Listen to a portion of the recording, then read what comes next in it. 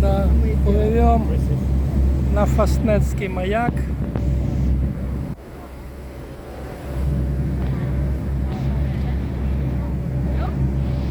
На кораблике.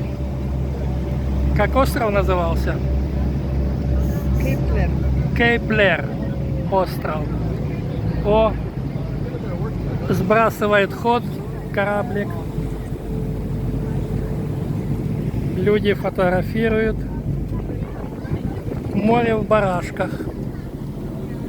Флаг The decision was Ирландии. made to replace the lighthouse from Cape Clear to the Fastnet Rock after the American liner, the Stephen Whitney, foundered and sank off the Westercalf Island in November 1847 with the loss of 92 of her 110 passengers and crew. In the thick fog, the captain mistook the Crookhaven lighthouse for the old head of Kinsale, and the ship was completely broken up within 10 minutes. Construction of the first lighthouse on Fastnet Rock began in 1853, and it first produced a light on the 1st of January 1854. The new lighthouse was constructed of cast iron with an inner lining of brick and was designed by George Halpin. Costing £17,390, the tower was 19.43 metres high, with an 8.43 metre high lantern structure on top, giving a total height of around 28 metres or 91 feet. It had an oil burning lamp of 38 kilo candelas. In contrast, modern lighthouses typically produce 1,300 kilo candelas.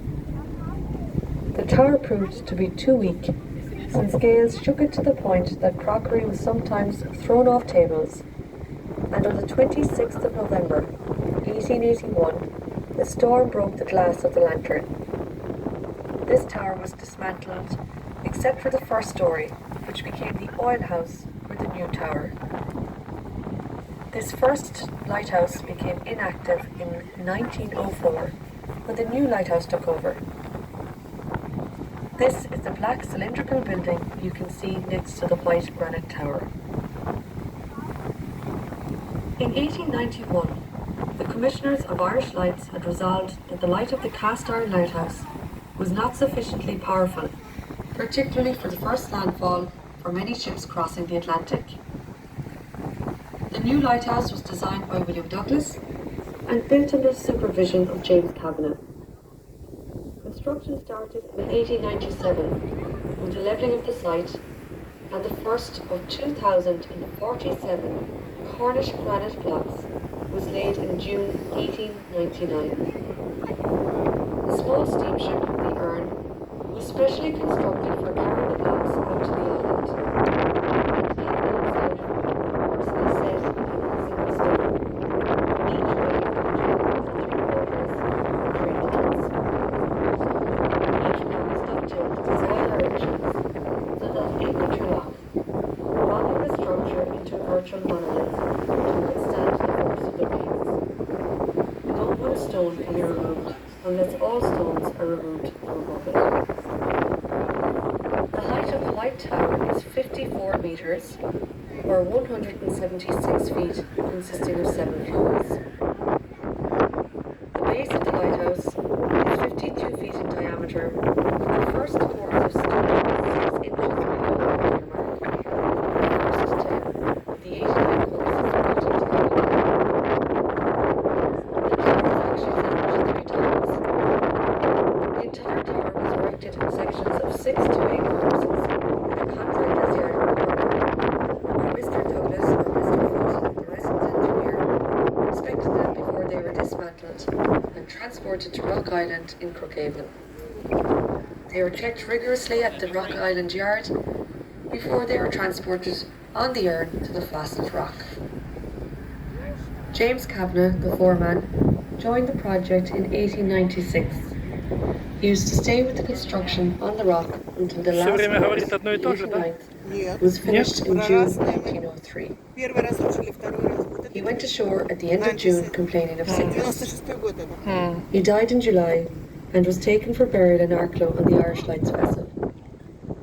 He had personally set every single stone on the lighthouse, but never got to see it light. The new lighthouse entered service on the 27th of June, 1904. Это, я так понял, вот то черное, это куда волны добивают, да? It was built in 118 days across a 5-year period. In all that time, only one granite block was damaged in its construction. There were 6 lighthouse keepers on the Fastnet Rock, 4 at a time and 2 on lease. Reliefs were twice a month when 2 men were taken off. Each man did 4 weeks on and 2 weeks off. One man had to stay on watch during daytime to look out for fog and to signal passing ships. As soon as fog was seen, another man was called up to work the fog signal. The keepers had 7 floors of accommodation within the tower. The first floor room was the storeroom. It contained the magazine for storing the gun cotton for the fog signal. The second floor room was the oil room, with oil tanks and a pump for forcing the oil up to a small supply tank in the lantern. The third floor room was a spare bedroom for workmen. The fourth floor room was the principal storeroom with presses and shelving. There was a special felt-lined cupboard for storing the detonators for the fog signal charges. The fifth floor room served as a kitchen with a cooking range, a circular table, a bookcase, shelving, and a white glazed stoneware washing sink. The sixth floor room was the bedroom for the lighthouse keepers with bunks, wardrobe, lockers, shelves, and various lighthouse. The floor was covered in floor carpet. The top story was a service room with a cast iron rainwater tank which collected the water falling on the lantern and upper balcony. The wireless telegraphic instruments, a sink, a washout Представь, что basin, тебе с лодки надо cupboards высадиться and на shelves эти for lightroom ступеньки. utensils and stores. The windows here were louved to give bottom ventilation to the lantern. There were lighthouse keepers here until it was automated in 1989. One of the last resident lighthouse keepers, Dick O'Driscoll, recalls in an article from 1985 a storm wave reaching as high as the light and crashing through the glass, sending the poisonous vat of mercury pouring down the stairs. Remember, the Fastnet stands at 54 metres, or 179 feet above mean sea level. What a wave. The light of the Fastnet can be seen for 45 kilometres and flashes every 5 seconds. The lighthouse lies 4.5 miles southwest of Cape Clear and is often referred to as the teardrop of Ireland, as it was the last piece of Irish soil seen by the emigrants as they sailed away from America, not knowing when or if.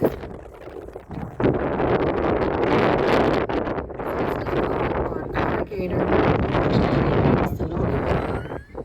one of the most awe-inspiring lighthouses in the world. It should be to Ireland what the Eiffel Tower is to Paris. Since the lighthouse has been automated from 1989, it is serviced by helicopter as it is so difficult to access it from the sea. You will see the helipad next to the tower. It is a large concrete block on the furthest side from the old Black Tower and the Granite Tower. For many years, Mrs. Kathleen Lynch of Cape Clear gave an invaluable service to Irish Lights. Her father was a naturally brilliant reader of the weather, and he passed those skills to his daughter.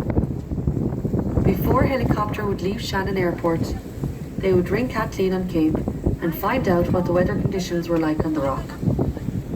They were saved a lot of money in unnecessary journeys, as they would make the trip only on her advice.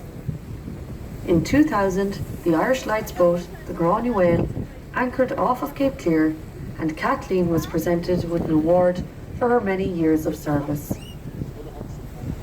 The Fastnet is very much a part of our lives on Cape Clear. Its ever-flashing presence, a comfort, and a guide for home on dark nights.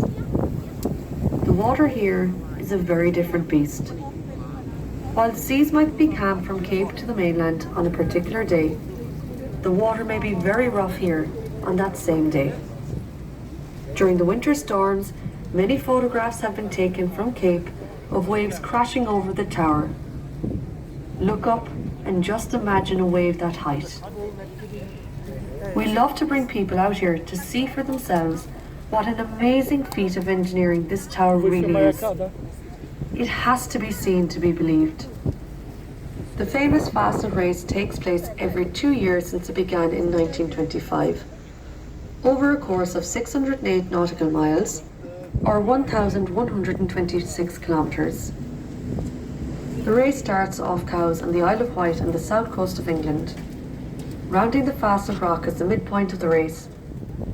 The 1979 race began on the 11th of August, a sunny day in calm waters, but unexpected stormy conditions on day 3 put competitors into great difficulty, resulting in 15 deaths, 24 boats lost or abandoned, and a total of 194 out of 306 boats not finishing. Rescuers picked up 140 survivors. This involved some 4,000 people, including the entire Irish Naval Services fleet, lifeboats from all stations in the south coast of Ireland and south of UK, commercial boats and helicopters. Это за The аварию, boats да? have been caught in force 11 violent storm strength gusts midway between Какой Land's End жилет, and если Fastnet. волна такая? Of the 306 yachts taking part, 5 were sunk, 100 suffered knockdowns, and 77 rolled or turtled at least once due to high winds and mountainous seas. There is a memorial to those lost at sea that year at the foot of the Loch of Moor on Cape Clear, with all 15 names listed. In 2011, a record number of 320 boats entered the 2011 race, the largest total since the ill-fated 1979 race. A total of 19 nations were represented, with the bulk of entries still from Britain and France.